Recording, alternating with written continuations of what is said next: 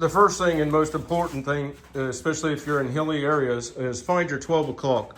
So get you a four-wheeler or something and have a buddy hold the front wheels up at a perfect balance, okay, where the machine is balanced. Then sit on it and see how your rear position, your arm tension, and your fingertip, your precise articulation have to be against the grips to maintain absolute balance, okay? Then you know where that is. Even if you go past it, you're fine, because the next step of learning, and if you don't know your 12 o'clock for the mower, because it's balanced entirely different, stay far, far away from that circumstance, okay? Unless you got a lot of hours and a few close calls structure, you know, your procedural safeguards, and or you find it, or you could experiment. You could put it on a cable hoist and hoist the front end up. Try to figure out at what point it's going to go over backwards. Now, over backwards correction is different on the zero turn than this, and that brings up the next point. The next point of safety on these mowers is that you structure a visible lever where, in essence, the frame of the bike and the skyline and this brake are all connected in your mind.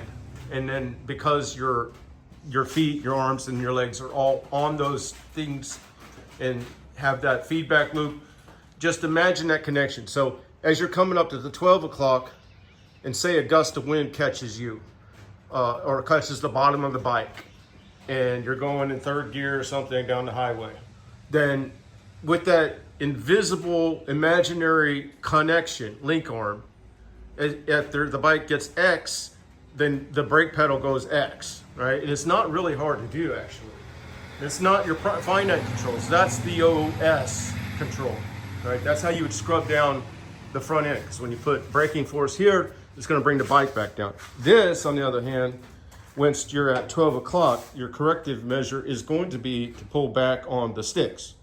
Now, 12 o'clock is definitively going to be where the front end is very high, the back end's very low. The problem with this type of machine is, while that's all happening, front end very high and the back end very low, that means that you're falling away from the machine. Your torso is not supported by the machine, okay? So when you're falling away, you're probably grabbing this, like white knuckle type grip. Well, that means you don't have nothing left to do the back, the corrective back. Now, with standards, you can step off, but, and then of course you could put a brace on there that goes behind your back to keep you tight to the machine too, if you'd like. But what we're trying to do is play in the playground of those almost areas so that we take less string trimming away. We're doing more with the mower, less with the string trimmer. So if you have to step off, you're intrinsically not mowing. Whereas with these machines, you're still going up that incline. It's just that you have those processes in place in case they become absolutely necessary. And it varies depending on conditions, subtraction, et cetera, et cetera. But net, you can mow a lot more areas. You can use inertia on both machines to some degree to kind of lean around a tree, right? A quick movement, you can shift your weight of the machine, especially when you're running the 3 PSI tires. And the end result is it looks like the mower went straight but looped around a tree somehow, especially if you're racing artifacts by your next line. And that takes a little experience to understand which line to do first so that the next line erases the minor irregularity that's left, okay? So now the next thing is on safety on the zero turn is that I see a lot of guys that are riding with their feet on the foot pan. I really don't believe in that, because here's where I set up another invisible link arm. You see where the position is of this side with the horizon. So look at the toolbox across the way, the bar that it coordinates. Okay, skip this one, go to that one. You see where it coordinates. Now, if you could imagine if the front tire hits something that you didn't see unexpectedly, because we all want to be in nice, tall, dense grass that we maybe probably couldn't observe through the canopy or the top layer into what's below, then if my legs are riding on that and my torso is firmly supported into the backrest because I'm putting mild pressure on that all the time, because I have two of them. Now I don't have a torque in my back because there's only one side that's having to do something.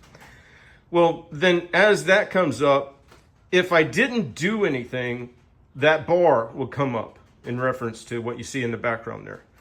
But if you pushed forward, right, I can't really do it with the camera. If you pushed forward while that front end come up, and that's an automatic link arm that never goes away, that you're always there, have at your utility. Now, whatever that tire might climb at full stick and come over, and if you weren't prepared, get into the deck, it's automatic. And then it works too for not balding the crown when you're going over something where it would belly hang, because you can't always pick your line, right? So those things bode very well to safety, especially with the dual foot lifts, because it doesn't inherently cause back problems. My back problems went away when I welded on the second one. These are staggered in case you're running at the low range of height for some areas, and one foot will be primary, one will be secondary, depending on conditions.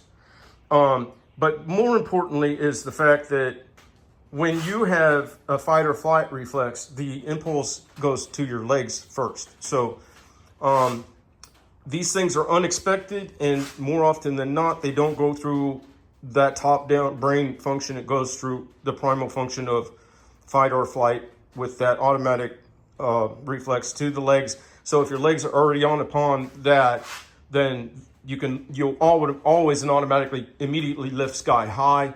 The next step that seems to happen by observation of my body and how I react is that goes sky high and I'm yanking backwards on the sticks right away. Now, a lot of times that's going to slide, but those two generally affect the desired avoidance that I want. But then the third thing that always happens is I'm hitting the PTO.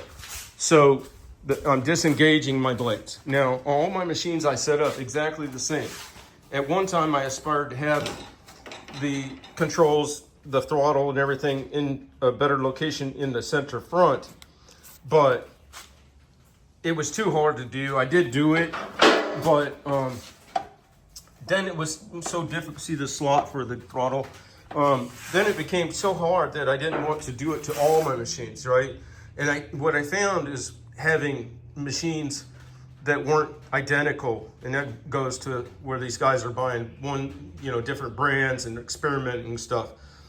I found that I want to intrinsically and automatically know where those control points are, especially if they're related to safety, so that I can, just reactively use them, because that's the situation. That's what's necessary in those situations. It's not an option thing. It's not like, oh, I'm going to go on this lawn and I'm going to put it at whatever, and that's the way I'm going to mow the whole thing. Be damned, whatever, be damned. No, that's not the way it works. So I think those things are key. Now, another factor is if you can get the taller tires, front and back, and run at a lower pressure, you're going to have better traction. These tires can move a great deal in reference to the metal rim when you're making turns, etc., etc. So that means they graduate the torque on the grass, and that keeps you in balance and with pressure. Also, if you go onto a high point on one side, it mushes out enough that the other side doesn't lose traction, doesn't lift the other tire off to lose traction. So that's a good point. And then just the comfort of ride, the most efficient place to put your suspension is in the tire.